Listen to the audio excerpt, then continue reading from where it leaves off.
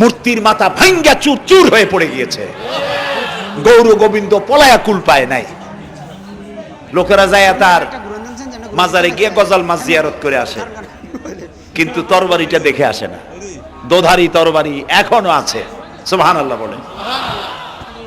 পীর ছিলেন হযরতে বাহাউদ্দিন নকশবন্দি, মুজাদ্দিদ আল ফিসানি রাহমাতুল্লাহ আলাইহি, বড় পীর আব্দুল কাদের জিলানী রাহমাতুল্লাহ আলাইহি, খাজা মঈনুদ্দিন চিশতি রাহমাতুল্লাহ আলাইহি, খাজা জাহান আলী রাহমাতুল্লাহ আলাইহি। কত ওলিউল্লাহর মাজার দিয়ে আমার দেশ ভরা, আলহামদুলিল্লাহ কোন। আরে একদিকে মানুষকে মুরিদ বানায়া মুরিদের টাকা দিয়ে নিজেদের পকেট ভরেন নাই। ওনারা এরকম করতেন না, এইরকম করতেন। আর রাসূলুল্লাহ বলেছেন এই রকমের হাতের মর্যাদা নাই, এই হাতের মর্যাদা। সম্রাট শাহজাহান নাম শুনেছেন? কোথার বাদশা বলেন? দিল্লির সম্রাট। সম্রাট শাহজাহান পৃথিবী জোড়া নাম তার। কবি বলছেন শাহনে জাহাं को जिन्हें फख्र से देते थे बाज, वाज कब्र में है सूरह अलहम्दु की मोहताज। যে শাহজাহানকে কর দিয়া ট্যাক্স দিতে পারলে জনগণ নিজেদেরকে গৌরবান্বিত বলে মনে করত, সেই শাহজাহান কবরে শুয়ে আছে, সূরা ফাতিহার মুহতাজ হয়ে আছে। সুবহানাল্লাহ।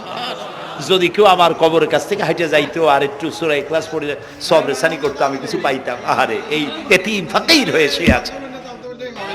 আমি পীর দেখছিলাম, বাইতুল শরফের পীর হযরত শাহ আব্দুল জব্বার সাহেব, আল্লাহ তাআলা জান্নাতুল ফেরদাউসের মেহমান বানায়নি। এই বাংলাদেশে শত শত মসজিদ মাদ্রাসার এতিমখানা তৈরি করে গেছেন, সুবহানাল্লাহ। বৃষ্টির মৌসুমে চট্টগ্রামের বাড়ি তার, 14 বছর মাদ্রাসায় ওয়াজিদিয়া চট্টগ্রামে 14 বছর বুখারী শরীফ পড়িয়েছেন। কি মানের আলেম, খালি পীর না। মুরিদরা যত টাকা দিত, এই টাকা দিয়ে বড় বড় মাদ্রাসা মসজিদ করেছেন। আর বৃষ্টির সময় সাথী সঙ্গী নিয়ে বস্তি এলাকায় যেতেন, পলিথিন দিয়া ছাওয়া, বাচ্চা আর তার স্বামী নিয়ে কাতরায় এক কোনায় বসে আছে, খাবার নাই, চাউল নাই, অসুস্থ, তাদের চাউল দিয়ে আসতেন, তাদের রান্না করার শাকসবজি দিয়ে আসতেন, ওষুধ দিয়ে আসতেন, হাড়ি পাতিল দিয়ে আসতেন। বন্যা হলে, তুফান হলে টাকা উজাড় করে যা মুরিদরা দিত সবগুলি উজাড় করে মানুষের খেদমত করতেন। সুবহানাল্লাহ। কাজী যারা জামায় অনেকগুলো পকেট সমানে নিতে থাকে আর ভরতে থাকে, এইভাবে করে এই ব্যবসায়ীদেরকে পরিত্যাগ করতে হবে। পীর হচ্ছে ওই সমস্ত লোক যারা নাকি ধর্মের নামে ব্যবসা করে না, বরং আল্লাহর দ্বীনকে প্রতিষ্ঠা করার জন্য কথা বলে। প্রিয় ভাই সব, আমাদের জেহেন সাফ করতে হবে, পরিষ্কার করে বুঝতে হবে আমার ভালো আমার মন্দ কে করতে পারেন? আল্লাহ। এক ফকির দিল্লি ঘুরতেছে, একজন বলছে ভাই তোমারে তো খয়রাত করে দেখতেছি আমি সেই ছোটবেলা থেকে, খালি তুমি খয়রাত করো। একটা জিনিস আপনারা মনে রাখবেন, গরিব আজকে যারা গরিব পরিশ্রমের মধ্য দিয়ে কালকে তারা ধনী হতে পারে, কিন্তু যারা ভিক্ষুক, যারা ভিক্ষা করে জিন্দেগিতে কোনোদিন তারা বড় হতে পারবে না।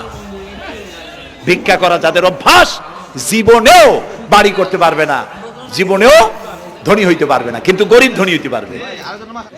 কারণ হলো আল্লাহর কাছে দুইটা বৈধ জিনিস অত্যন্ত ঘৃণিত। কয়টা?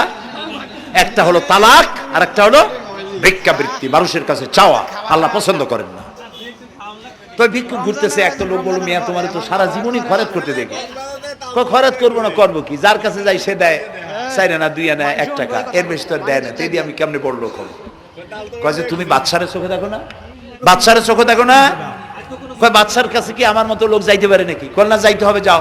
বাদশা একবার যাবা, এমন দেওয়া দেবে জীবনে আর তোমার খয়রাত করা লাগবে না। পাতি শিয়ালের পিছনে ঘুরে তো লাভ নাই, পাতি শিয়ালে খায় মুরগি, তোমার একটা ঠ্যাং দেবে, দাঁতের খেলালের কাজ হবে না।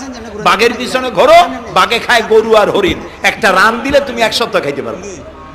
কাজে ঘুরতে গিয়েও বোঝা উচিত কার সাথে ঘুরি। তো বলছে বাদশার কাছে যাও, বাদশারে পাবো কই? কই তো দেখলাম কেবল মসজিদে ঢুকলো। তারপরে ফকির গিয়ে দাঁড়ায় আছে বারান্দায়, দেখে যে উনি বাদশা ভেতরে বসে হাত তুলে আছে ভাবে, আর চোখ দিয়ে পানি পড়ে দাড়ি ভিজে ভিজে পড়তেছে। নামাজ শেষ করে, মোনাজাত শেষ করে বাদশা বেরিয়েছে। কোন বাদশা? শাহজাহান। বাইরে আসার পর ফকির বলল আসসালামু আলাইকুম, বলে ফকির রওনা করছে।